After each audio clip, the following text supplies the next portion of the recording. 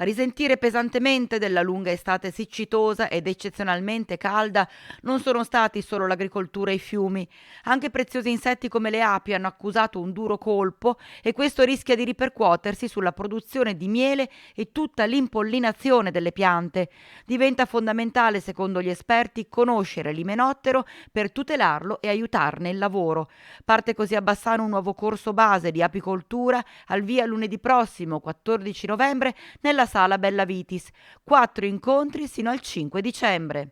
Bisogna capire che le api ormai sono indispensabili, ecco, sono indispensabili e purtroppo sono in estinzione perché ecco, non tutti sanno che api selvatiche ormai non ce ne sono più, sono solo api allevate, quindi è importante che ci siano tanti apicoltori e diffusi sul territorio. Considerando l'importanza delle api proprio per tutelare anche le produzioni della nostra agricoltura.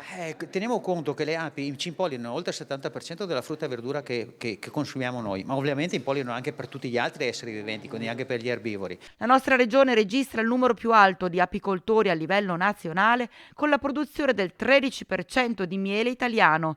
Fondamentale la sensibilizzazione, soprattutto dei più piccoli. E l'attività didattica è fondamentale perché è lì che creiamo le nuove generazioni che avranno un'attenzione per l'apicoltura, ma per l'ecologia, per l'ambiente ben diversa da quella che hanno gli adulti.